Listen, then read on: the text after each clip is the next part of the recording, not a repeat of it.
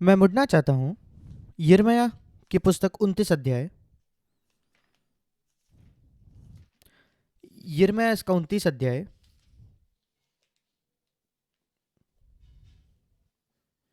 और उसका 11वां वचन।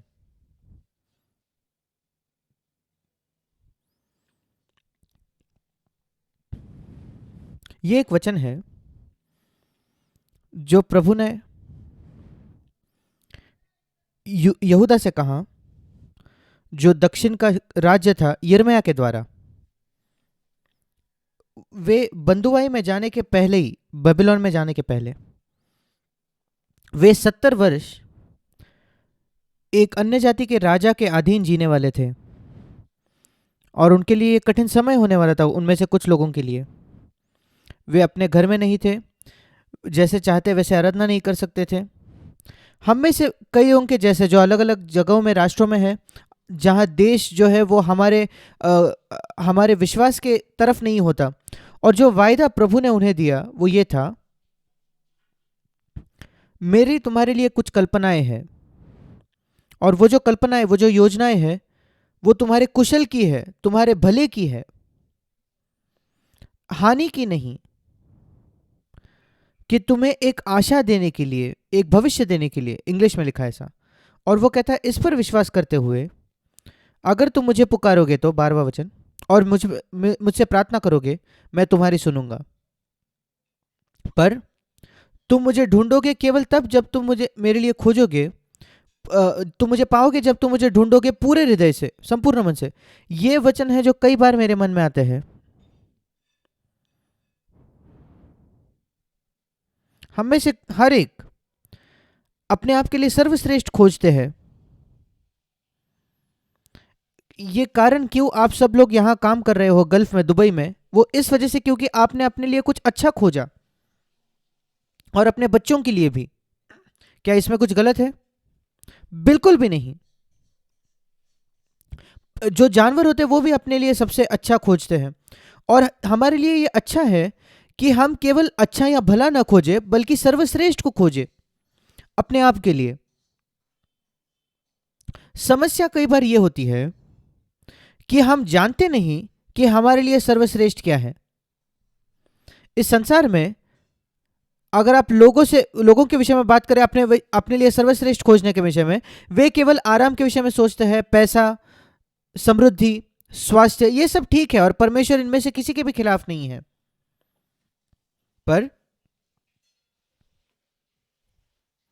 हम सब एक दिन ये पाएंगे, जब मसीह वापस आएगा, जब हम अपने जीवन में पीछे मुड़कर देखेंगे। एक दिन आने वाला है जब यीशु वापस आएगा,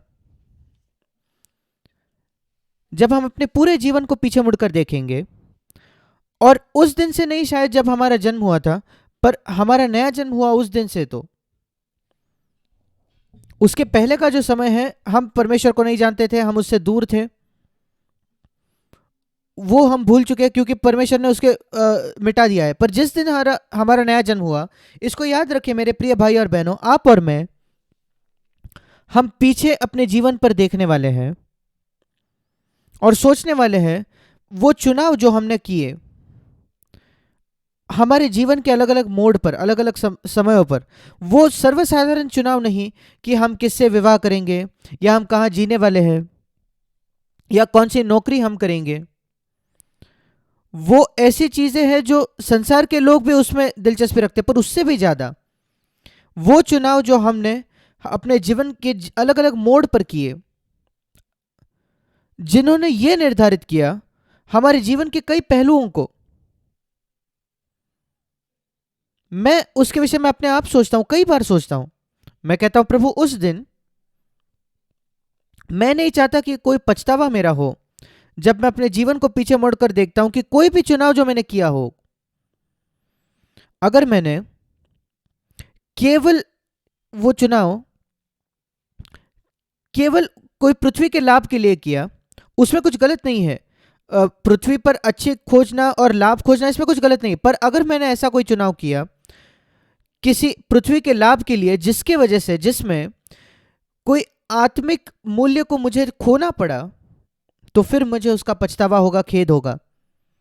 और वो एक खेद ऐसा होगा, मैं व्यक्तिगत तौर पर सोचता हूं कि मैं कभी उस पर उभर नहीं पाऊंगा, क्योंकि उसे सुधारने का कोई तरीका नहीं होगा उस समय।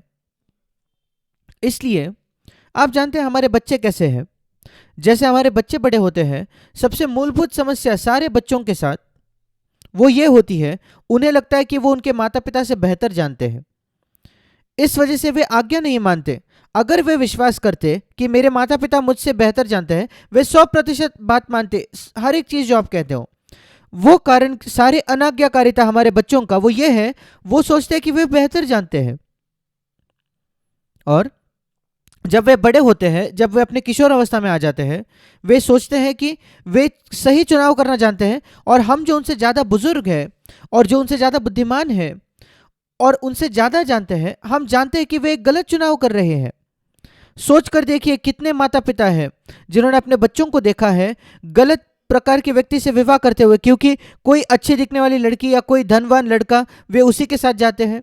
और हम जानते हैं कि अगर उनका एक आत्मिक नींव नहीं है विवाह की, तो अपने जीवन को वो बिगाड़ने वाले हैं। आप देख पाते हो पर वो नहीं देख पाते। ऐसे कितनी घटनाएं हमने देखी है।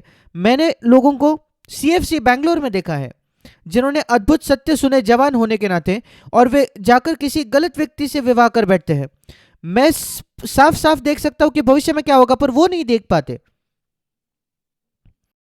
और फिर सोचिए, अगर हमारे पास पूरा पूरा भरोसा होता, अगर हमारे बच्चों का पूरा भरोसा होता कि मेरे पिता मुझसे बेहतर जानते हैं मेरे लिए क्या भला है, वो अगर वे इस बारे में निश्चित होते तो वे उनके पापा की सुनते सारी बातों में। पर वे नहीं निश्चित है, विशेषकर जब वे अपने किशोर अवस्था में आते हैं, उन्हें लगता है कि वो बेहतर जानते हैं। पर आप उन पर दोष नहीं लगा सकते, क्योंकि हम अपने आप भी कई बार सोचते हैं कि हम परमेश्वर से बेहतर जानते हैं, और इस वजह से हम उसकी आज्ञाओं को बिल्कुल गंभीरता से नहीं लेते। बाइबल का एक वचन पूरे बाइबल में, शायद मैंने जिस पर सबसे ज्यादा प्रचार किया है पहाड़ी उपदेश पर और वहां के वचनों पर, शायद किसी भी दूसरे वचनों से या अध्यायों से, वो 3 अध्याय, मत्ती 5, 6 और 7। ऐसा क्यों? क्योंकि वे सबसे बुद्धिमान व्यक्ति के द्वारा कहे गए शब्द थे जो कभी इस संसार पर चला। आप सब इससे राजी होंगे कि यीशु मसीह सबसे बुद्धिमान व्यक्ति था जो कभी इस पृथ्वी पर चला। सबसे बुद्धिमान व्यक्ति जो इस पृथ्वी पर चला, उसने कहा बिल्कुल शुरुआत से ही, पहाड़ी उपदेश की शुरुआत में, मत्ती 5 में, ये वो व्यक्ति है जो सचमुच धन्य है, जिसके अंदर ये गुण है। और मैं कहता हूं, प्रभु मैं ये चाहता हूं, मैं आपके इतना बुद्धिमान नहीं, और अगर आपको लगता है ये सबसे आशीषित जीवन है जो एक मनुष्य इस पृथ्वी पर जी सकता है, मैं ये चाहता हूं, मैं ये जीवन चाहता हूं। और उस संदर्भ में मत्ती 5, 6 और 7 में, उस सेक्शन में एक भी वचन नहीं है अच्छे स्वास्थ्य के बारे में। परमेश्वर को अच्छे स्वास्थ्य के लिए धन्यवाद। मैं बहुत धन्यवादी हूं कि मेरे पास 82 वर्ष अच्छे स्वास्थ्य के रहे हैं, और मैं स्वास्थ्य को तुच्छ नहीं जानता। पर कई बार लोगों के पास अच्छे स्वास्थ्य नहीं होती कुछ समय के लिए, पर वो जीवन की मुख्य बात नहीं है। मुख्य बात जीवन में बहुत पैसा बनाना भी नहीं है, क्यों, जो संसार के लोग यद्यपि सोचे कि यह मुख्य बात है। और पर जो हम देखते हैं उन अध्यायों में कि परमेश्वर हमें पृथ्वी पर इसलिए रखता है और अनुमति देता है कि सारे प्रकार की परिस्थितियों का हम सामना करें, ताकि हम एक चरित्र को पा सके जो हमारे साथ होगा अनंत काल के लिए। मैंने कई बार सोचा है कैसे मैं दो सत्यों का मेल कर सकता हूं जब अनंत काल के विषय में हम सोचते हैं। मेरा विश्वास है अगर आप परमेश्वर की संतान हो, आप बहुत ज्यादा अनंत काल के विषय में सोचोगे। मैं अनंत काल के विषय में बहुत सोचता हूं। अगर आप परमेश्वर की संतान नहीं हो, संसार के लोग अनंत के काल विषय में बिल्कुल नहीं सोचते, वे केवल इस जीवन के विषय में सोचते हैं। जितना नजदीक आप परमेश्वर के आओगे, उतना ज्यादा आप अनंत काल के विषय में सोचोगे, और आप उन चीजों को चुनोगे जिनकी अनंत काल में मूल्य होगा, हमेशा हमेशा के लिए जिनका मूल्य है। ऐसी चीजें जो आपके जीवन को अनंत काल के लिए प्रभावित करेंगे। और जब मैं वचन पढ़ता हूं बाइबल में कि आपका प्रतिफल बड़ा होगा, उस अंतिम दिन पर और विश्वास योग्य बने रहे, और मैं तुम्हें जीवन का मुकुट दूंगा। ऐसे जब मैं वायदे पढ़ता हूं, और कई कई वायदे आप जानते हो जो प्रभु कहता है, क्या आपने कुछ मेरे लिए इस जीवन में त्यागा है इस पृथ्वी में, मैं तुम्हें 100 गुना अधिक दूंगा और तुम्हारा प्रतिफल अनंत काल में महान होगा। ऐसे कई वचन हैं, आप खुद उन्हें जानते हो। नई वाचा में यीशु मसीह ने खुद कहा, नए नियम में। और जब मैं इन सारे वचनों के विषय में सोचता हूं, मैं अपने आप से प्रश्न करता हूं, क्या हम सब समान होंगे अनंत काल में, एक जैसे होंगे, चाहे हम कैसे भी क्यों ना जिए इस पृथ्वी पर, सिर्फ इसलिए क्योंकि हमने मसीह का स्वीकार किया और हमारे पापों की क्षमा हुई है? यह तो बिल्कुल कम से कम था। और जो चित्र मेरे मन में है, जैसे बच्चे एक स्कूल में होते हैं, अगर एक बहुत अच्छा स्कूल है, सबसे अच्छा स्कूल किसी शहर में, और वहां एक बच्चा है जिसको वहां एडमिशन हो गया, दाखिला हो गया, और अच्छे स्कूल में दाखिला होना कोई आसान बात नहीं है, पर इस बच्चे का वहां एडमिशन हो जाता है सबसे अच्छे स्कूल में, और वहां कई बच्चे होंगे जो सब इसमें बढ़ाई कर सकते हैं कि हम सबसे अच्छे स्कूल में जाते हैं इस शहर के। यह अद्भुत है। पर फिर जब आप देखते हो, उसमें से एक बच्चा, वो सबसे अच्छे स्कूल में तो है, पर वो 10 वर्ष से बालवाड़ी में बैठा है, और वो 20 साल का हो गया है, और वो अभी भी पहली कक्षा में है। क्या फायदा इसमें बढ़ाई करने का कि मैं सबसे अच्छे स्कूल में हूं? और दूसरा कोई, उसने इतना विकास किया है 20 साल में कि अब वो अपनी पीएचडी कर रहा है। उनमें भी अंतर है। मेरा विश्वास है कि ये ऐसा होगा अनंत काल में। हाँ, हम स्वर्ग में होंगे, और कुछ लोग सोचेंगे स्वर्ग में होना पर्याप्त है। अगर आप स्वार्थी, स्वयं केंद्रित व्यक्ति हो, खुद में केंद्रित, जैसे सारे मनुष्य होते हैं, फिर हम कहेंगे अगर मैं स्वर्ग में हूं वो पर्याप्त है, वो बस है। ये सबसे स्वार्थ, खुद में केंद्रित रवैया हो सकता है जो आप एक व्यक्ति होकर अपना सकते हो। ये एक बच्चे मसीह के लिए ठीक है जो बालवाड़ी में है, पर मुझे याद है जब मैंने देखा कितना यीशु ने मुझसे प्रेम किया, जब, और मैंने अपने मसीह जीवन में बहुत जल्दी इसको देखा था। उस क्रूस पर वो मेरे लिए उसने दुख सहा और मेरे लिए वो मरा। ये साधारण मूलभूत सत्य जो हम अपने बच्चों को सिखाते हैं कि यीशु मसीह ने पीड़ा उठाकर उन्हें मौत सही, क्योंकि हम दुष्ट थे, हमें छुड़ाने के लिए, हमें क्षमा करने के लिए हमारे बीते हुए जीवन से, और हमें दुष्ट से छुड़ाने के लिए। जब मैं उस पर मनन करता हूं, मैंने कहा प्रभु, मैं कैसे ये सोच सकता हूं केवल स्वर्ग में जाने के विषय में? क्या ये पर्याप्त है कि मैं स्वर्ग में जाता हूं, कि मैं कभी कभार तेरे पास आकर कहता हूं धन्यवाद? यीशु मसीह ने चित्रों में बात की और दृष्टांत में बात की, और एक दृष्टांत जो यीशु मसीह ने व्यक्तिगत तौर पर मुझसे कहा, वो ये था, मैंने अपने जीवन को इस प्रकार चित्रण किया। जब मैं सोचता हूं कैसे प्रभु ने मेरा उद्धार किया, बहुत जल्दी 62 वर्षों पहले जब मेरा नया जन्म हुआ था, और उस समय कभी ना कभी 62 वर्षों पहले एक चित्र जो प्रभु ने मुझे दिया वो ये था कि मैं एक रोड पर क्रॉस कर रहा हूं, एक बहुत ही गाड़ियां थी वहां, और एक बड़ी ट्रक को मैंने नहीं देखा कि जो आ रही थी, और वो मुझे कुचलने वाली थी, और किसी ने आकर मुझे ढकेल दिया उस ट्रक के मार्ग से, समय में, बिल्कुल सही समय पर, और मेरा जीवन बच गया। पर वो गरीब व्यक्ति, वो उस ट्रक के नीचे कुचला गया, और उसके जो पैर हैं वो बिल्कुल कुचले गए पूरी तरीके से, कि बाद में उसको कुछ सही नहीं कर पाए वो उसके पैरों को, और वो अब अस्पताल में है, और मैं उसके अस्पताल में मिलने जाता हूं। उसके पैर पूरी तरीके से काट दिए गए, उसके अभी पैर ही नहीं बचे, वो वहां पड़ा हुआ है, वो जीवित है। मैं उससे क्या कहूंगा? ये चित्र प्रभु ने मुझे दिया, ये एक दृष्टांत था मेरे अपने जीवन के विषय में। मैं उससे क्या कहूंगा? हाँ, मैं कहूंगा धन्यवाद, आपका बहुत बहुत धन्यवाद प्रिय भाई, मैं इतना आभारी हूं कि तूने मेरे जीवन को बचाया, मैं स्वस्थ हूं, मैं चल रहा हूं, और आप लंगड़े हो चुके हो, पैर आपके कट गए हैं। क्या यह पर्याप्त है? केवल मैं धन्यवाद कहकर चले जाऊंगा क्या? या मैं कहूंगा ठीक है, मैं बीच बीच में आकर आपसे मिला करूंगा, क्या इतना ही? मैंने सोचा मैं उससे कहूं, उससे बहुत ज्यादा कहूंगा। मैं उससे कहूंगा अगर वो विश्वासी होता, मैं कहता भाई मैं कभी तुम्हें वापस चुका नहीं सकता जो तुमने मेरे लिए किया है। मैं आज मरा हुआ होता, पर तूने अपने पैर अपने जीवन भर के लिए गवा दिए हैं केवल मुझे बचाने के लिए। मैं केवल धन्यवाद नहीं कहना चाहता और जाना नहीं चाहता।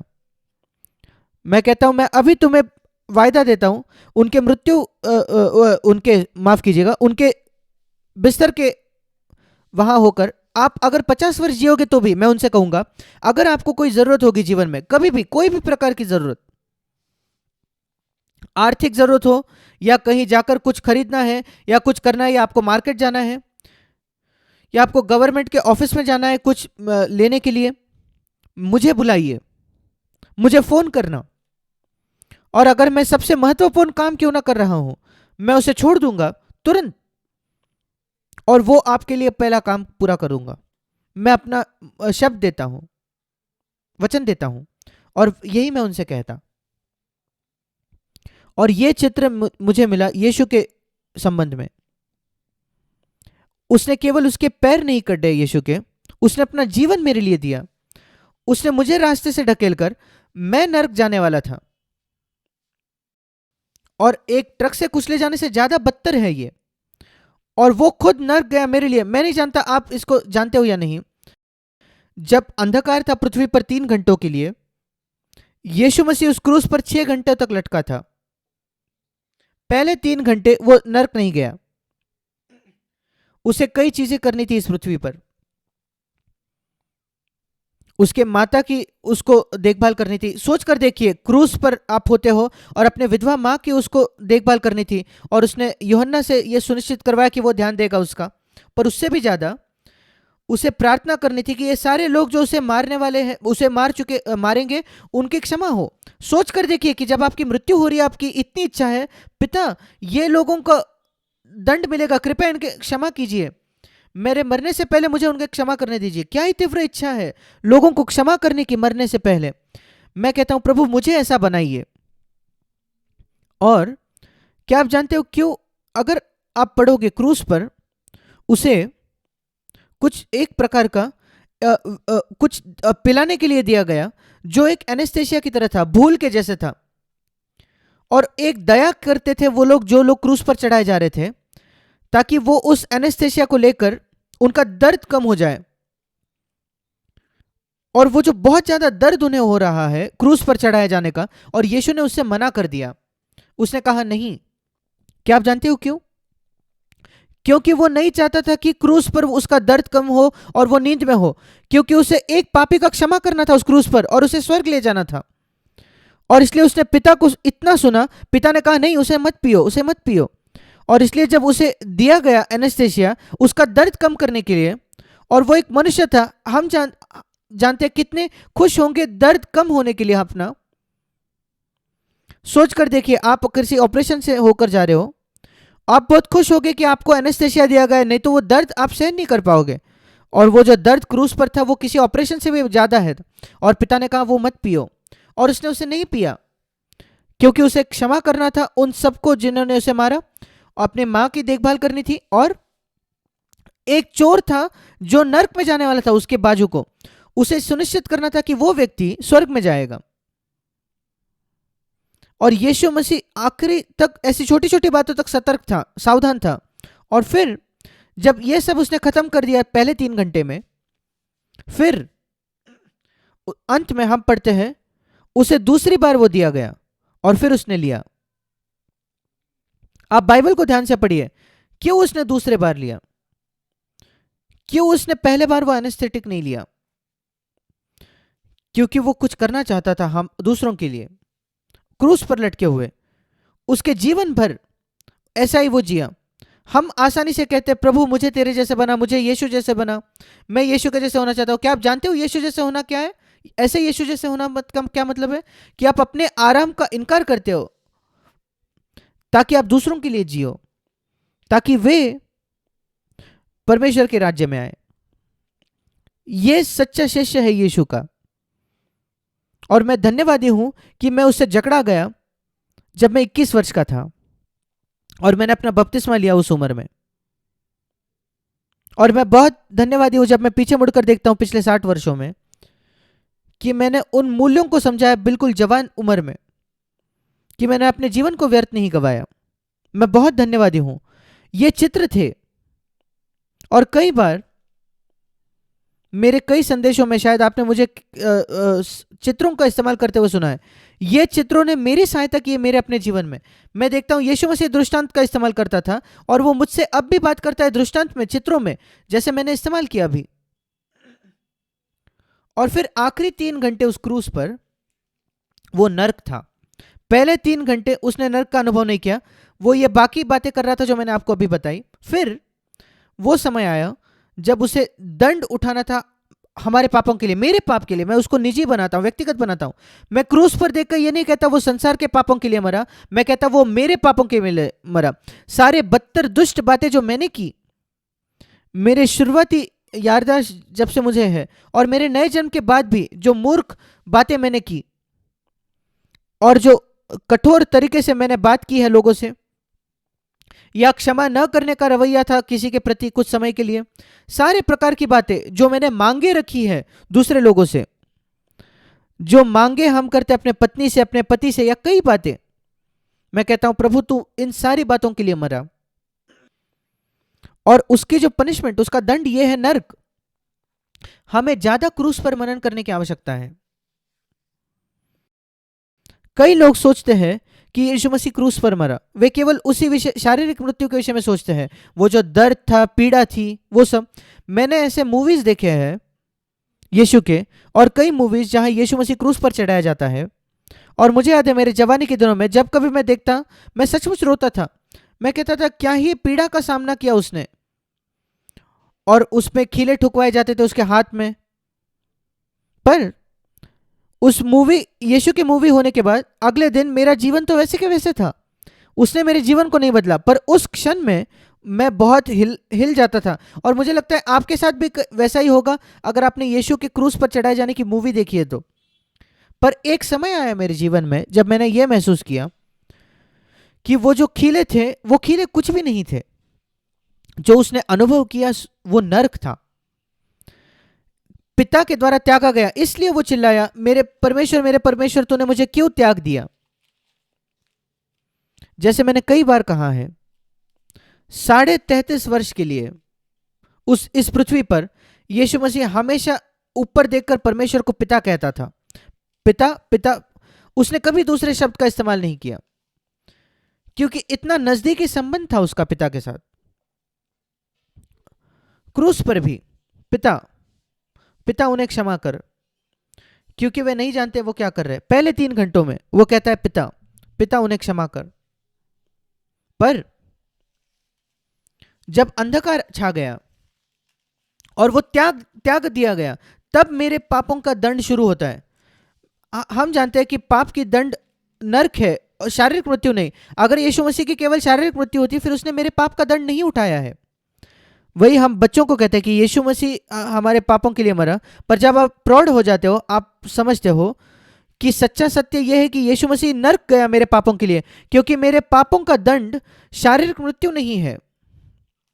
मैं फिर एक बार दोहराना चाहता हूं जो मैंने कई कई बार कहा है, सोच कर देखिए इसके विषय में। अगर शारीरिक मृत्यु जो यीशु ने शारीरिक मौत से ही क्रूस पर, अगर वो पाप का दंड होता, मैं खुद उसको उठा सकता हूं, फिर यीशु को मरने की क्या जरूरत है। मुझे मरने दे प्रभु, मैं उसका दंड उठाता हूं और फिर मैं स्वर्ग जा सकता हूं। और हर एक मनुष्य जिसकी मृत्यु होती है वो स्वर्ग जाएगा, क्योंकि उसने दंड उठा दिया है पाप का। यह साफ साफ सबूत है इस बात का कि शारीरिक मृत्यु दंड नहीं है पाप का। और अगर यीशु मसीह केवल शारीरिक तौर पर मरा, फिर वो मेरे पापों के लिए नहीं मरा। हमारे पापों का दंड ये है जो हम प्रचार करते हैं, वो है अनंत काल के लिए नरक में जाना। केवल 3 घंटे नहीं, अनंत काल के लिए नरक में जाना, वो पाप का दंड है। और अगर यीशु मसीह केवल 3 घंटों के लिए नरक गया, फिर वो मेरे पाप का दंड नहीं है, क्योंकि पाप का दंड 3 घंटे नरक में जाना नहीं है। कोई भी खुश होगा अगर वो जीवन भर पाप में जिए पृथ्वी पर और फिर 3 घंटे नरक में जाए और फिर स्वर्ग जाए। पाप का दंड नरक में 3 घंटे जाना नहीं है केवल। पाप का दंड है अनंत काल नरक में। और वो एक रहस्य है। कारण क्यों यीशु मसीह 3 घंटे में अनंत काल का अनुभव कर पाया, वो इस वजह से क्योंकि वो परमेश्वर था। परमेश्वर इकलौता अनंत व्यक्ति है। हम सब जो है, हम सीमित है, सीमित लोग हैं, अनंत नहीं है। स्वर्गदूत भी सीमित है, वो अनंत नहीं होते, हमेशा के लिए नहीं होते। इस पूरे संसार में, विश्व में एक ही व्यक्ति है जो अनंत है, वो है सर्वशक्तिमान परमेश्वर। और अगर परमेश्वर 3 व्यक्ति नहीं होता, पिता, पुत्र और पवित्र आत्मा, तो फिर असंभव होता कि वो हमारे पापों के लिए मरे। एक से ज्यादा व्यक्ति होना आवश्यक था परमेश्वर में, क्योंकि एक को न्यायाधीश होना और दूसरे को नीचे आकर हमारा दंड उठाना पड़ता था। यह मेरे लिए सबसे साफ सबूत है कि परमेश्वर में एक से अधिक व्यक्ति है। और दूसरी बात, ये सारे जो यहोवा के विटनेस, यहोवा के साक्षी कहते हैं कि यीशु मसीह मनुष्य था केवल, और कई दूसरे जो कहते हैं, वो कहते हैं कि वो बड़ा नबी था। नहीं, वो बड़ा नबी नहीं था, वो सर्वशक्तिमान परमेश्वर था। अगर वो बड़ा नबी था, वो मनुष्य था केवल। और कोई मनुष्य मेरे पापों के लिए नहीं मर सकता, क्योंकि अगर वो क्रूस पर 3 घंटे मरता, वो मैं पापों का दंड है ही नहीं। पाप का दंड तो अनंत काल के लिए है। मैं उसको समझा सकता हूं मल्टीप्लिकेशन में, गुना करने के विषय में। एक जीवन, उसको अनंत काल से अगर गुण दिया जाए, वो है दंड, पाप का दंड। पर अनंत काल, अनंत परमेश्वर, अगर उसका गुना 1 सेकंड के लिए भी हम करें, वो असीमित परमेश्वर है। अगर वो 1 सेकंड भी नरक में बिताए, तो वो अनंत काल के बराबर है। जैसे अनंत, इनफाइनाइट इंटू उसका गुना 1 से करे तो वो अनंत है, और वैसे 1 गुना अनंत काल से करे तो वो भी अनंत काल के बराबर है। ये गणित के हिसाब से भी सही है। जो यीशु ने अनुभव किया, ये समझना बहुत कठिन है, पर मैंने उसको समझने की कोशिश की है। अनंत काल का मतलब क्या है नरक में? हमारा मन है, हम उसके विषय में सोच सकते हैं। यीशु ने चित्रों का इस्तेमाल किया, अग्नि का और कीड़ों का। एक व्यक्ति रोता है जैसे ही वो जाता है कि पानी की एक बूंद मुझे दी जाए। और ये सब अनंत काल के लिए, हमेशा हमेशा हमेशा हमेशा के लिए, जब कोई आशा नहीं होती वहां से छूटने की, वो यीशु ने अनुभव किया वास्तविकता में। और जब मैंने इसको समझा, वो मेरे जीवन में कृतज्ञता लाता है, धन्यवाद लाता है।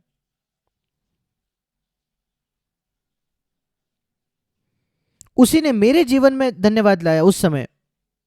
जैसे मैंने उस चित्र का इस्तेमाल किया जिसके पैर कट गए थे उस मनुष्य के, जब मैंने देखा कि यीशु ने अनंत काल का सहा मेरे लिए, और मैंने कहा प्रभु, जब मैं इस विषय में सोचता हूं, मैंने प्रभु से ये कहा 60 वर्षों से पहले, प्रभु तू मुझसे कुछ भी मांग सकता है कभी भी।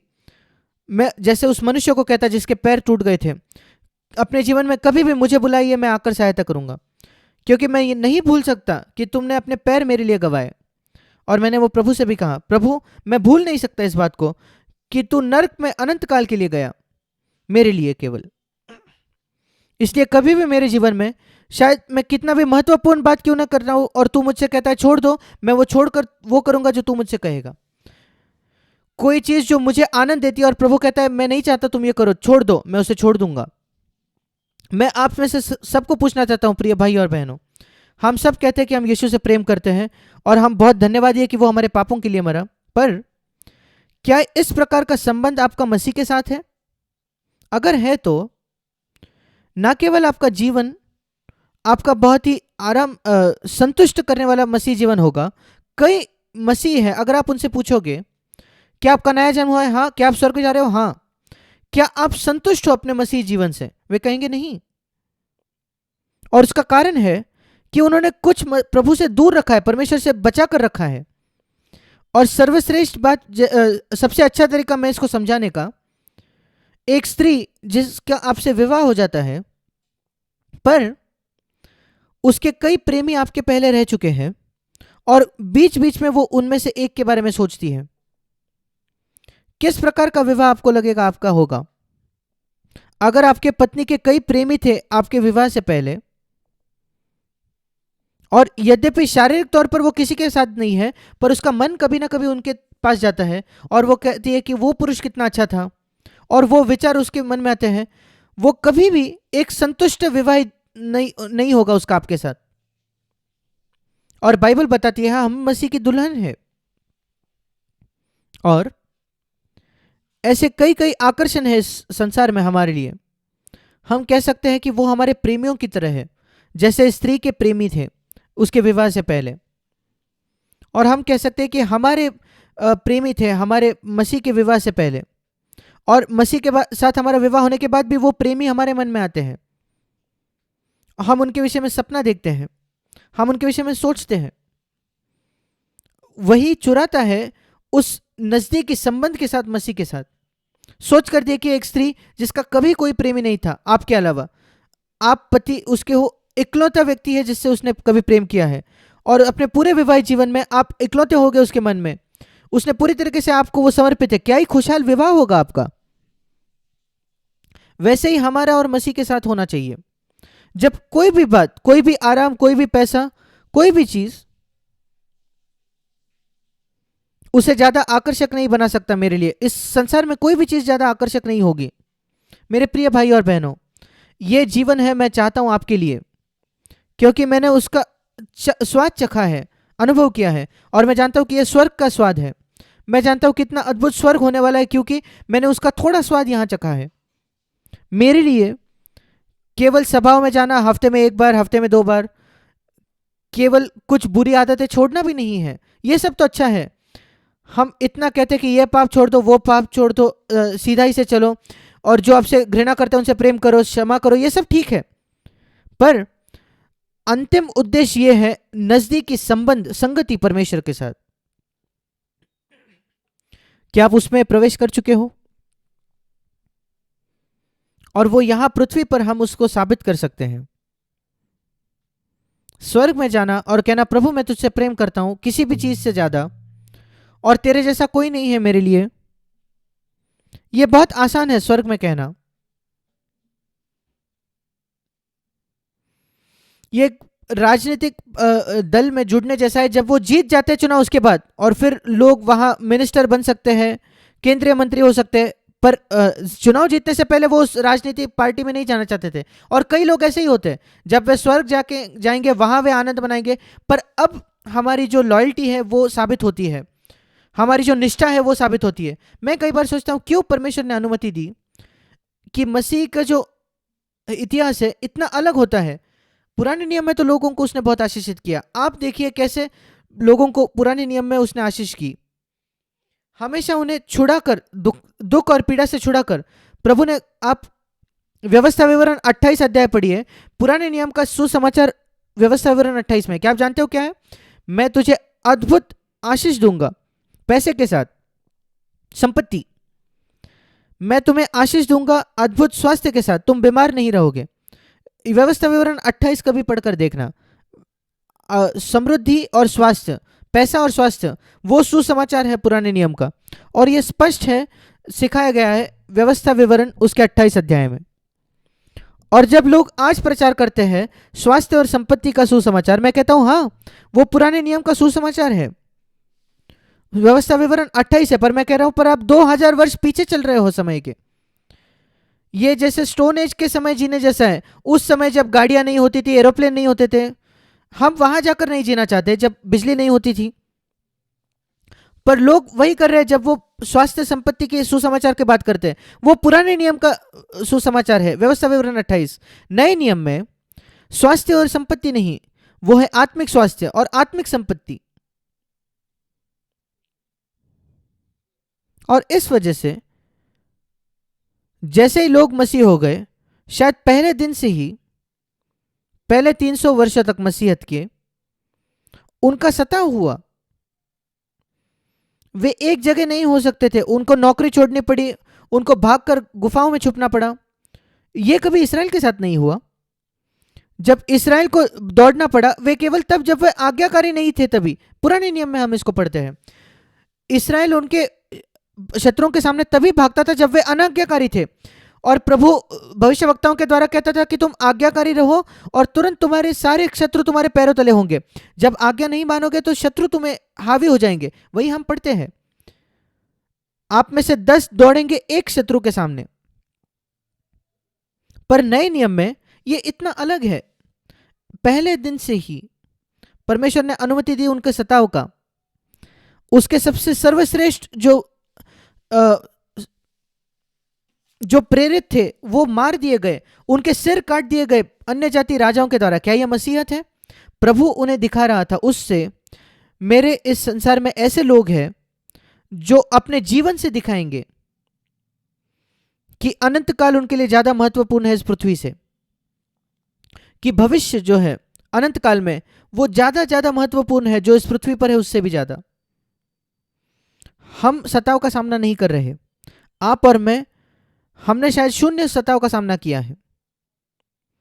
कुछ लोग जो है जो हिंदू परिवारों से आते हैं, आप में से कुछ हिंदी परिवार से है, हाँ, शायद आपने कुछ सताव का सामना किया है अपने माता पिता से। शायद उन्होंने आपको बाहर निकाल दिया घर से, आपको विरासत नहीं दी। मेरे तो नए जन्म पाए हुए माता पिता थे जिन्होंने मुझे एक विरासत भी दी, अच्छा जीवन दिया, और मैं बहुत आराम से जिया हूं। और मैं उनको ही सराहता हूं जो हिंदू परिवार से है। उन्होंने कुछ सताव का सामना किया, पर हम में से अधिक ने नहीं। शायद 99% हम जो है, हम मसीह परिवार से आए, हमने कुछ भी सामना नहीं किया सताव का। फिर परमेश्वर ने क्यों इसकी अनुमति दी? क्यों परमेश्वर आज भी अनुमति देता है? सबसे अद्भुत जो मसीह है चाइना में, उनका सताव होता है, उनको मार दिया जाता है। कई संसार के जगहों में बहुत कठिन है मसीह होना। मैं वहां देखता हूं कि हम अनंत काल के अगर हमें मूल्य चाहिए, हम यिर्मयाह 29 में पढ़ते हैं, मेरे पास तुम्हारी योजनाएं हैं। जैसे मैंने कहा, हमारे बच्चे कभी कभी समझते नहीं कि मेरा पिता मुझसे बेहतर जानता है। और मैं कहना चाहता हूं, हम भी कभी कभी नहीं समझते कि हमारा स्वर्गीय पिता बेहतर जानता है मुझसे। क्या आप तैयार होते कि आप प्रभु के पास जाकर कहोगे, प्रभु मैं चाहता हूं कि हर एक चीज जो तेरी योजना है मेरे जीवन के लिए वो सिद्ध तौर पर पूरी हो जाए। एक जवान होने के नाते जब वो कहता है, प्रभु मैं उससे विवाह करना चाहता हूं जो जिसे तू मेरे लिए चुनता है, चाहे वो सुंदर है या नहीं, पढ़ी लिखी है या नहीं, नहीं, मैं चाहता हूं जो लड़की तू मेरे लिए चुने, जो सचमुच आत्मिक होगी और पूर्ण हृदय होगी, जो मुझे एक बेहतर मसीह बनाएगी। वही मैंने कहा, और मैं बहुत धन्यवादी हूं कि मैंने ये कहा। और हर एक बात में, प्रभु मैं नौकरी चाहता हूं जहां तू मुझे गवाह बनाना चाहता है तेरे लिए। मुझे याद है जब मैं नेवी में था, नौसेना में था, ऐसे कुछ शिप्स होते थे जो ज्यादा आरामदायक थे, ज्यादा उत्साही थे। वॉरशिप्स जो होते थे, वॉरशिप से भी ज्यादा, जहां हम अच्छे अच्छे चीजें कर सकते थे, जिसमें रोमांच होता था। और प्रभु ने मुझे भेजा बहुत ही बोरिंग शिप में, और मैंने कहा, प्रभु तूने मुझे यहां क्यों भेजा है?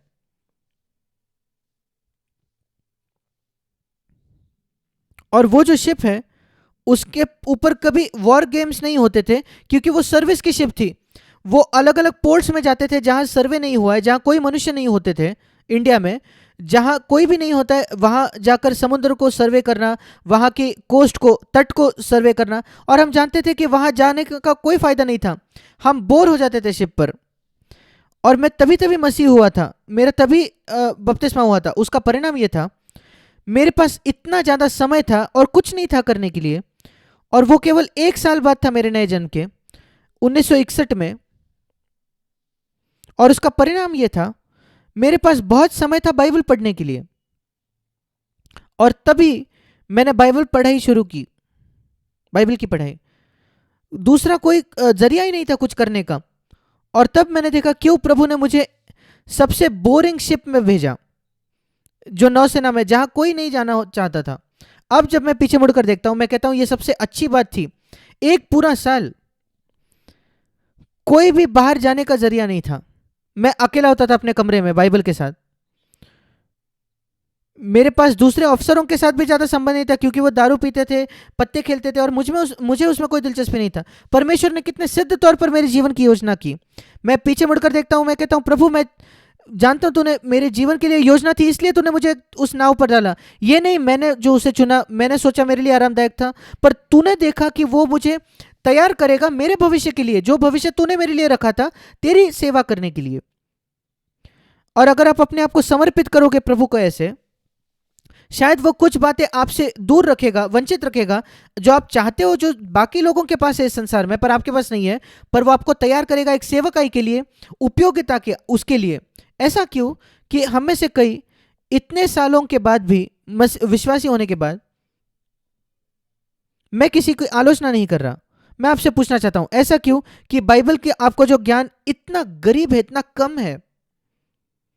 क्या इसलिए क्योंकि आपके पास कोई समय ही नहीं है? क्या आपने अपने नौकरी के लिए अच्छी पढ़ाई नहीं की? आपका पेशा कुछ भी क्यों ना हो जो आप कर रहे हो, आप रात रात तक जागते हो और अप टू डेट होते हो, अगर कंप्यूटर की फील्ड में आप हो तो आपको निरंतर टच में होना है, क्योंकि वो निरंतर बदलते रहता है। जो 10 साल पहले आपने कॉलेज में पढ़ा था, आज उसकी सहायता नहीं होती। कंप्यूटर फील्ड में आपकी नौकरी चली जाएगी, आपको अप टू डेट होना पड़ता है हर समय। और मसीह भी, उनके पास उसके लिए समय है। पर सबसे महत्वपूर्ण बात, परमेश्वर को जानना। ऐसा क्यों कि वो उनकी आखिरी प्राथमिकता। आप अपने आप से पूछिए मेरे भाई मेरे बहन, क्या परमेश्वर के साथ आपकी संगति पहली प्राथमिकता है आपके जीवन में? वो होनी चाहिए। मैं कई बार लोगों से कहता हूं, पहले 4 शब्द बाइबल के, हिंदी में पहले 3 शब्द, उत्पत्ति 1 उसका पहला वचन, आरंभ में परमेश्वर। आपके जीवन वैसा होना चाहिए, आपका दिन वैसा होना चाहिए। हर दिन मैं लोगों से कहता हूं, जब आप उठते हो, सुबह जग जाते हो, बिस्तर से भी निकलने से पहले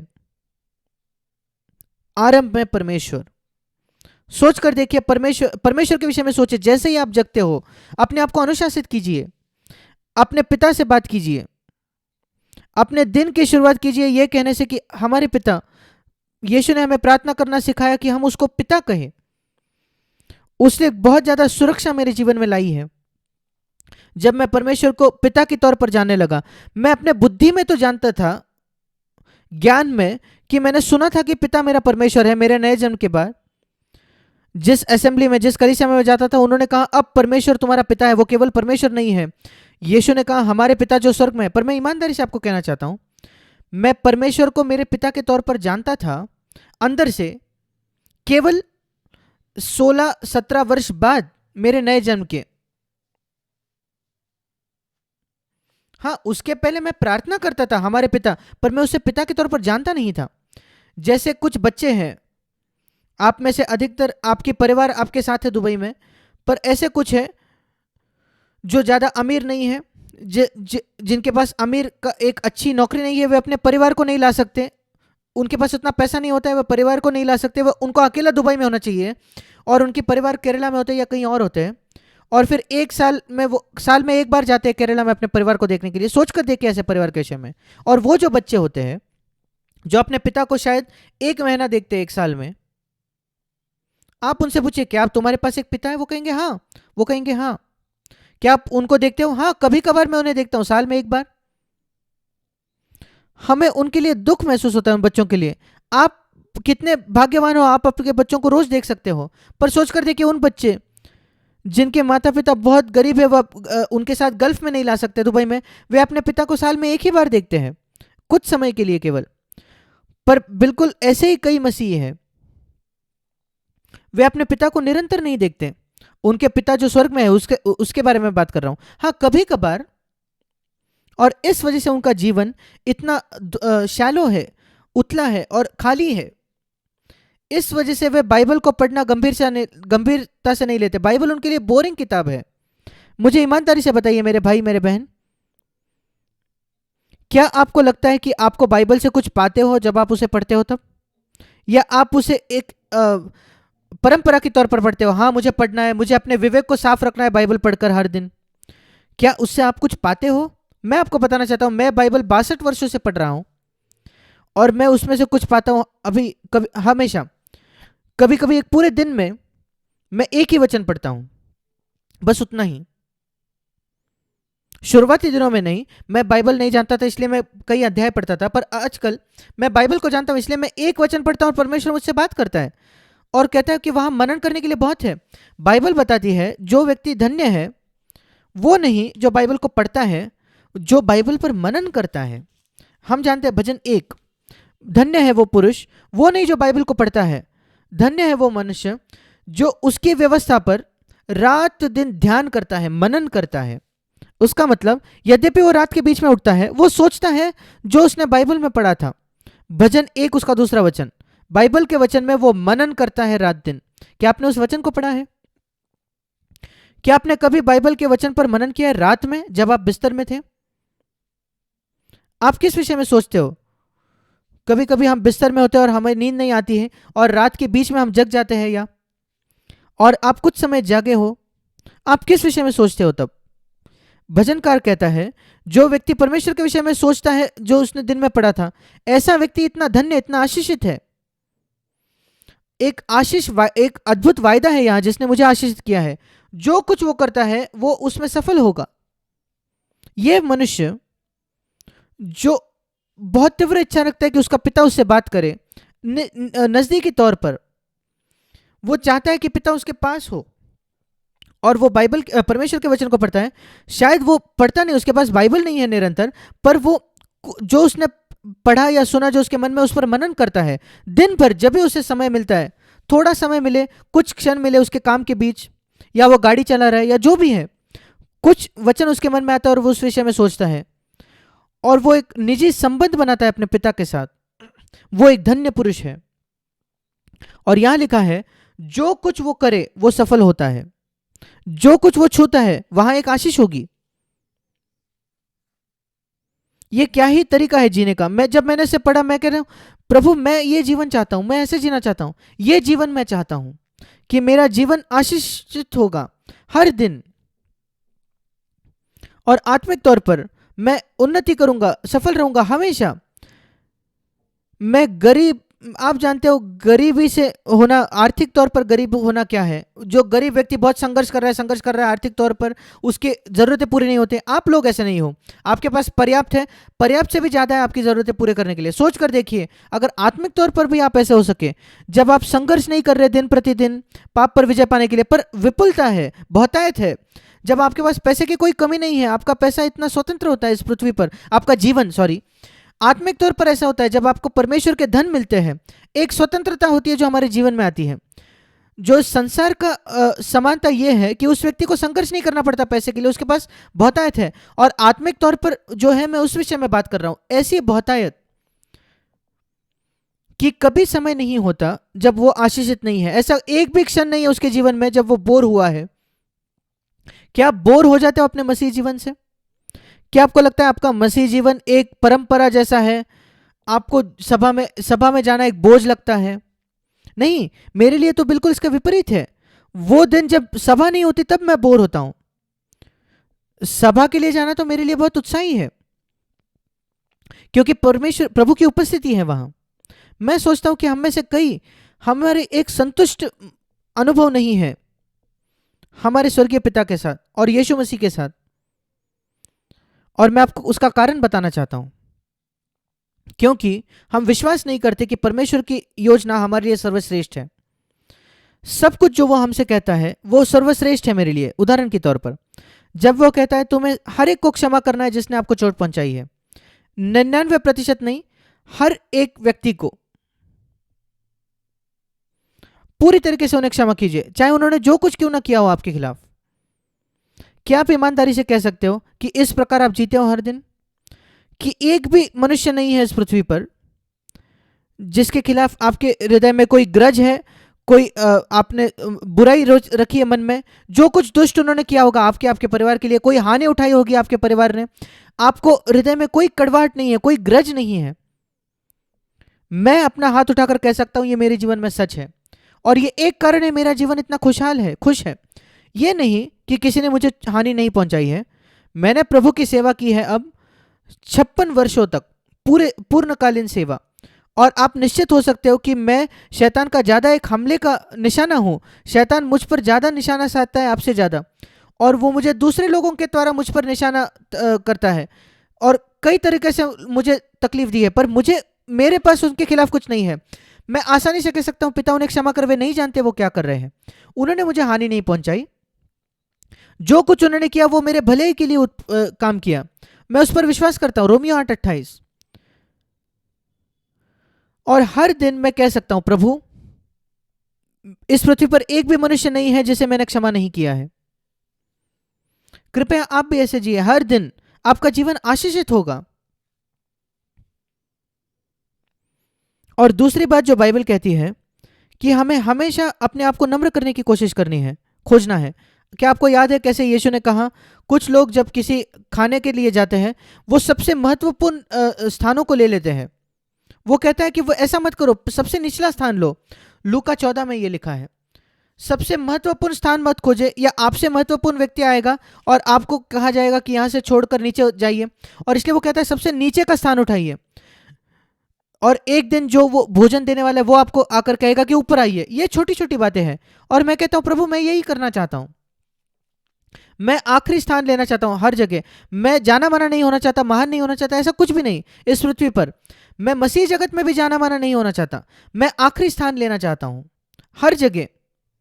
इसलिए शुरुआत में हमारे सारे सीएफसी कलीसियाओं में मैं कभी प्लेटफॉर्म पर नहीं बैठता था बाकी पास्टर्स की तरह। जब मैं किसी कॉन्फ्रेंस में भी जाता हूं मैं प्लेटफॉर्म पर नहीं बैठता, मैं कहता हूं मैं ये नहीं करूंगा। मैं सारे कांग्रेगेशन सारे लोगों के साथ रहूंगा। मैं साधारण भाई हूं। मुझे याद है शुरुआती जीवन दिनों में मैं तमिलनाडु जाता था और मैं जमीन पर बैठता था दूसरों के साथ, कांग्रेगेशन के साथ, और जब वे मुझे नाम पुकारते थे मैं आगे जाकर प्रचार करके वापस आकर बैठता था। मैं कहता था प्रभु इस पृथ्वी पर मैं महत्वपूर्ण व्यक्ति नहीं बनना चाहता। क्या आप महत्वपूर्ण व्यक्ति बनना चाहता हूं? आप चाहते हो आप में से कोई जिनकी लालसा है एक अगुआ बनने की आपके कलीसिया में? क्यों?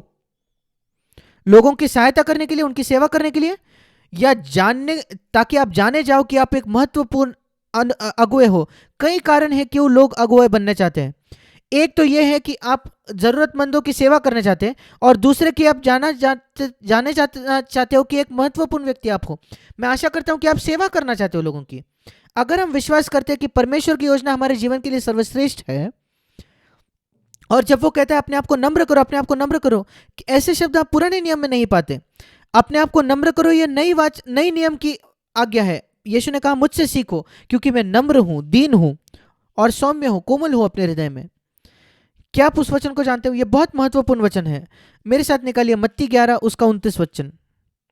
मत्ती 11 उसका 29 वचन।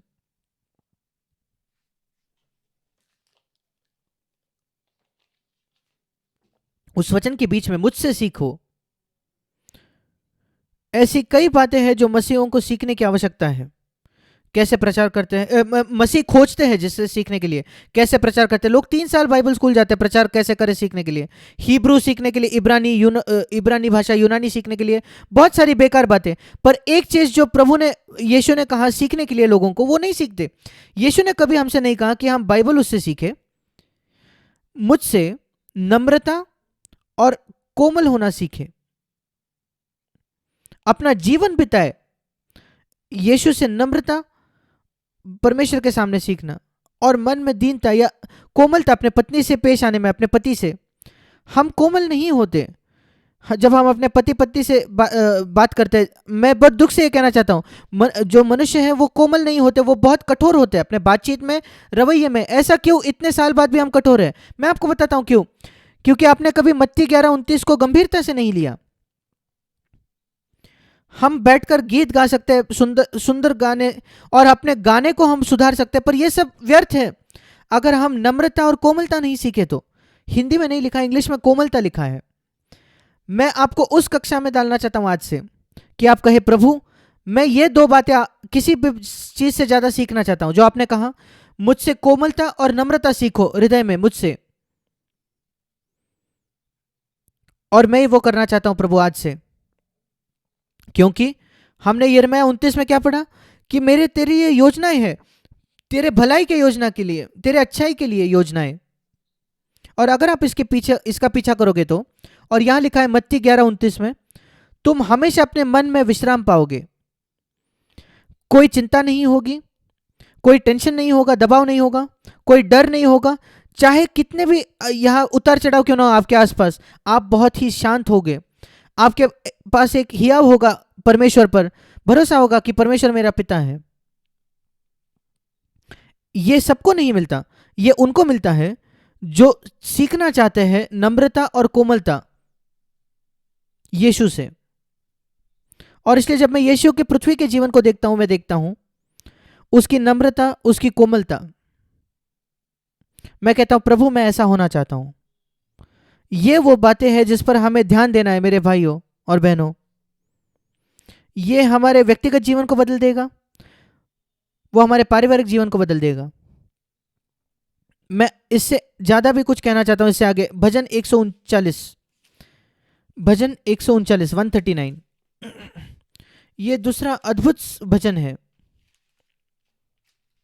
क्योंकि यहां लिखा है, हम परमेश्वर की योजना के लिए बात कर रहे हैं, योजना के बारे में बात कर रहे हैं कि परमेश्वर की हमारे जीवन के लिए एक योजना थी। यहां लिखा है भजन 139 उसका 16वां वचन, हमारे जन्म से भी पहले माता और पिता वो योजनाएं बनाते अपने बच्चों के लिए। भारत में कभी कभी आपको स्कूल में एडमिशन लेना पड़ता है, सीट बुक करना पड़ता है कई साल पहले, उस स्कूल शुरू होने से पहले। शायद आपका बच्चा 6 साल की उम्र में स्कूल जाएगा, आपको 5 साल के पहले सीट बुक करना चाहिए। ऐसे भी घटनाएं हैं जहां आपको एक सीट में बुक करना पड़ता है आपके बच्चे के जन्म के बाद। अगर आप उस स्कूल में एडमिशन चाहते हो 6 साल बाद, अभी उसे बुक करो जैसे आपके बच्चे का जन्म होता है। और माता पिता उसकी योजना भी करते हैं, क्योंकि उन्हें फिर एडमिशन नहीं मिलेगा एक अच्छे स्कूल में। परमेश्वर के हमारे जीवन के लिए योजनाएं हैं। हमारे जन्म से पहले उसने योजना की, सर्वश्रेष्ठ योजना की हमारे लिए। भजन 139 उसका 16वां वचन, तेरी आंखों ने मेरे बेडोल तत्व को देखा, मेरे मां के गर्भ में यह है। जब मेरे शरीर भी नहीं तैयार हुआ था मनुष्य का, स्वर्गीय पिता तूने मुझे वहां देखा। जब मेरा तैयार नहीं हुआ गया था शरीर, मैं मनुष्य की तरह दिखता भी नहीं था, केवल एक मांस का गोला था मैं, तूने मुझे मेरे मां के गर्भ में देखा। उस पर मनन कीजिए, उसके विषय में सोच कर देखिए। मां के गर्भ में आप केवल मांस का एक गोला थे, और वहां प्रभु ने, पिता ने मुझे देखा, और वो जानता था मैं क्या होने वाला हूं। एक दिन मैं अपने मां के गर्भ से बाहर आऊंगा मनुष्य बनकर, और उसने योजना बनाई मेरे लिए उस समय से। जब यहां लिखा है तेरी किताब, तेरे किताब का मतलब है तेरे मन में सारी बातें लिखी गई है।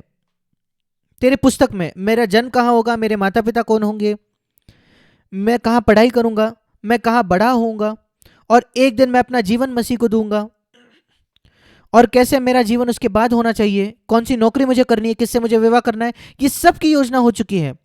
ये नहीं कि वो योजना पूरा होगी आपके जीवन में, ये निर्भर है आप उसको खोजते हो या नहीं। मैं सोचता हूं ज्यादातर मसीह जो है, परमेश्वर की योजना उनके जीवन में पूरी ही नहीं होती। कहीं ना कहीं वे ऐसे भटकते जाते हैं यहां वहां इस पृथ्वी पर। हमारा जीवन ऐसा नहीं होना चाहिए।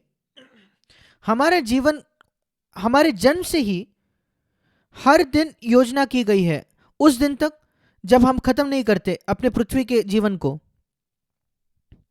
यही लिखा है भजन 139:16 में, मेरे जीवन के सारे दिन, केवल कितने साल में जीऊंगा ये नहीं, 16 वचन में लिखा है जितने दिन में रहूंगा, जो मेरे लिए थे इस पृथ्वी पर, वे सारे योजना थी। मेरा पहला दिन शुरू भी नहीं हुआ था, मेरे जन्म से भी पहले मेरा पूरा जीवन की योजना तूने बनाई थी। वो एक प्रेमी पिता है। वो हम जो अपने बच्चों के लिए करते हैं उससे काफी ज्यादा करता है हमारे लिए। और हमने यिर्मयाह 29 में पढ़ा कि मेरी योजनाएं हैं तुम्हारे कुशल के लिए, तुम्हारे भलाई के लिए। और मैं बहुत मूर्ख हूं यह सोचने के लिए कि मैं एक बेहतर योजना बना सकता हूं मेरे जीवन के लिए परमेश्वर से। क्या आप ईमानदारी से कह सकते हो कि आप अपने पूरे जीवन को समर्पित करने को तैयार हो परमेश्वर को, और प्रभु तू जो कहेगा मैं वो करूंगा, जो भी तू कहेगा वो मैं वो करूंगा। मैं तेरे योजना को अपने जीवन में करना चाहता हूं, क्योंकि वो इकलौती बात है, योग्य जीवन है जो मैं जी सकता हूं।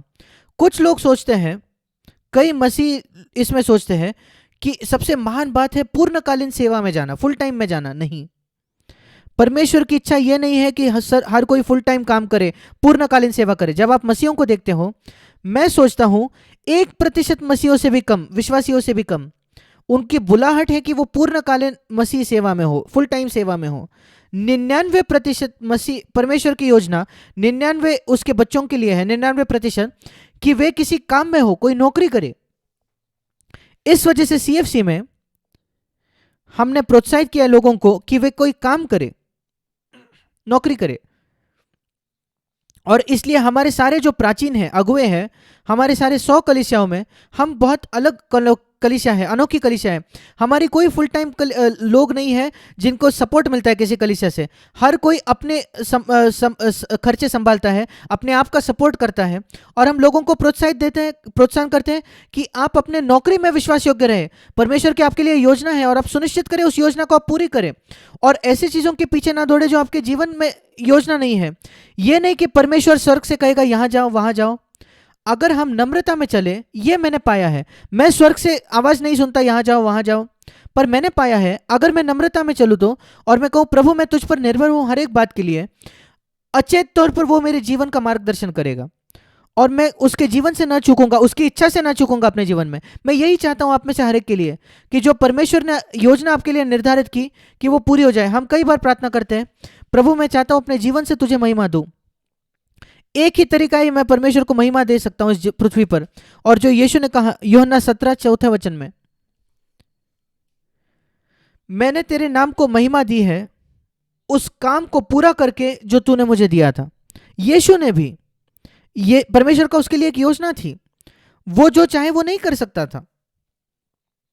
और 99% उसका जीवन, वो तो फुल टाइम सेवा में भी नहीं था, पूर्णकालीन सेवा में नहीं था, वो एक नौकरी करता था, वो एक बढ़ाई था, 30 वर्ष की उम्र तक कारपेंटर था। उसने वो काम पूरा किया जो पिता परमेश्वर ने उसे दिया। और फिर वो कहता है पिता मैंने तेरे नाम को महिमा दी है। कैसे? मैंने तेरे नाम को महिमा दी है उस काम को पूरा करके जो तूने मुझे दिया था। मेरे प्रिय भाई और बहनों, आप फुल टाइम सेवा में नहीं हो, पूर्णकालीन सेवा में नहीं हो। परमेश्वर ने आपको एक नौकरी में बुलाई है और आपके जीवन की योजना की है कि आप जहां हो वहां आप हो। पर आप जहां कहीं हो, मैं आपको कहना चाहता हूं परमेश्वर की आपके लिए एक योजना है। उसने योजना की है कि आप कुछ लोगों से संबंध रखो, मिलो उनसे, और कुछ लोगों को ज्यादा ईश्वरीय जीवन में ले जाओ। आप जहां कहीं हो, आपके जीवन, आपके नौकरी में आप उदाहरण हो दूसरों के लिए। उसने योजना रखी है कि आपके कुछ बच्चे हो जिनको आप बड़ा कर सको ईश्वरीय तरीकों से, ताकि अगली पीढ़ी भी वहां गवाह होंगे प्रभु के लिए। इसी ने मेरे हृदय को जकड़ा है। यह पर्याप्त नहीं है प्रभु कि मैं आपके लिए जीऊं, मैं जाने के बाद क्या, दूसरी पीढ़ी होनी चाहिए जो वही सत्य आगे ले जाएगी। और इसलिए मुझे अपने बच्चों को वैसे बड़ा करना है। अगर मेरे 10 बच्चे हो या 2 बच्चे हो, मुझे उन सबको वैसे बड़ा करना है कि वे सत्य को आगे ले जाए जो परमेश्वर ने मुझे दिया। नहीं तो मैं असफलता हूं अगर मैं केवल अपने आप के लिए जीऊं। यह पर्याप्त नहीं है कि आप आपके बच्चों को एक अच्छी पढ़ाई दो, अच्छा शिक्षण दो और बहुत आराम दो। कई दुबई के, कई गल्फ के माता पिता यही करते हैं, और मैं बहुत दुख से कहना चाहता हूं कई लोग जो वहां, कई बच्चे जो वहां बड़े हुए, उनकी अच्छी गवाही नहीं है। उनकी ये गवाही नहीं है नम्रता की और प्रभु परमेश्वर के पीछे खोजने की गवाही नहीं है। मैं प्रार्थना करता हूं कि आपके बच्चों के साथ ऐसा नहीं होगा। मैं प्रार्थना करता हूं कि आप आपके बच्चों को बड़ा करोगे, कि वे एक ज्यादा बेहतर तरीके से वो सत्य बताएंगे जिसको आपने जकड़ा है, आपके जीवन में जकड़ा है जो सत्य। यह पर्याप्त नहीं है, आपको यह सत्य आपके बच्चों तक पहुंचाना है। नहीं तो आपको कहना पड़ेगा प्रभु मैं पिता होने के नाते एक असफलता हूं, मैं अपने आप के लिए जिया, मैं अगले पीढ़ी के विषय में मैंने नहीं सोचा, मैं गवाह होना चाहता हूं। यह नहीं कि मैं प्रभु को सेवा करूंगा और फिर गायब हो जाऊंगा, नहीं। पौलुस ने कहा तीमुथियुस को, सुनो मैंने तुझे प्रशिक्षित किया तीमुथियुस, तूने कुछ करने के लिए। वो विवाहित नहीं था पौलुस, तीमुथियुस के बेटे जैसा था। उसने प्रशिक्षित किया अगले पीढ़ी को, और उसने तीमुथियुस को कहा, दूसरे तीमुथी 2 में, तूने दूसरे लोगों को प्रशिक्षित करना है जैसे मैंने तुझे किया, जो विश्वास योग्य है, जो दूसरों को प्रशिक्षित करेगा। दूसरा तीमुथी 2 अध्याय पढ़िए। वो चौथे पीढ़ी तक उसकी चिंता थी।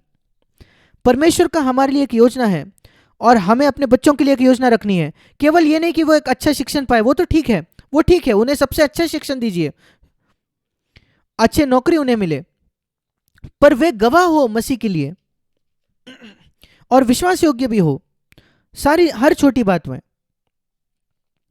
और परमेश्वर की हमारे लिए एक योजना है, उसी चीज की हमें खोजना है कि हम वो पूरी हो जाए हमारे पृथ्वी के जीवन खत्म होने से पहले, ताकि हम कह सके पिता मैंने तुझे इस पृथ्वी पर महिमा लाई है उस काम को पूरा करके जो तूने मुझे दिया।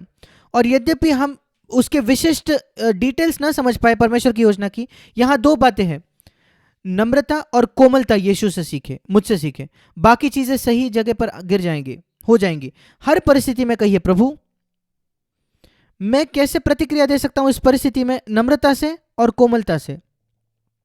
दो शब्द, मैं आपको 10 चीजें नहीं बता रहा, यीशु ने कहा 2 चीजें मुझसे सीखे, मत्ती 11:29, कोमलता और नम्रता। इसलिए कोई भी परिस्थिति क्यों ना हो जिसका सामना कीजिए आप जीवन में, घर में, आपके कार्यस्थल पर या कहीं भी, जब आप भविष्य को देखते हो, प्रभु मैं कैसे प्रतिक्रिया दूं इस परिस्थिति में, कोमलता और नम्रता में। आपको अपने जीवन को पीछे मुड़कर देखना होगा और आप देखोगे ऐसे कई परिस्थितियां थी जहां आपने बातों को अलग किया होता। अगर आप अपने आप से पूछते मुझे कैसे प्रतिक्रिया देनी है, कोमलता और नम्रता में। और इसलिए हम उस अतीत के विषय में कुछ नहीं कर सकते, पर आइए हम भविष्य के विषय में कुछ करें। अपने पारिवारिक संबंध में जब कोई तनाव होता है, घर में कोई कुछ गलत हो रहा है, हमारे सारे घरों में कुछ ना कुछ गलत हो सकता है कई बार।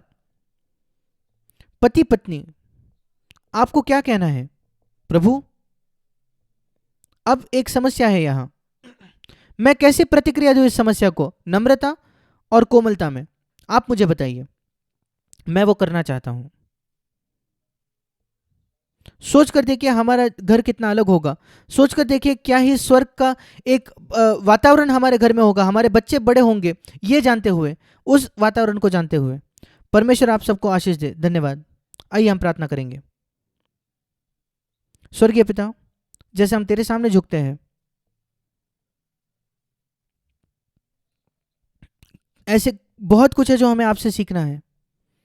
हम चाहते हैं कि हमारे जीवन एक जीवन भर आपके धन्यवाद के प्रति धन्यवाद का एक कहने का जरिया हो कि जो तूने सब कुछ हमारे लिए त्याग दिया। हम चाहते हैं कि हमारा जीवन ये दर्शाए कि परमेश्वर की योजना ये सर्वश्रेष्ठ योजना है, कोई बना सके। हम उस योजना को अपने जीवन में पूरा करना चाहते हैं। हम में से हर एक की सहायता कीजिए, हम प्रार्थना करते हैं यीशु के नाम में, आमीन।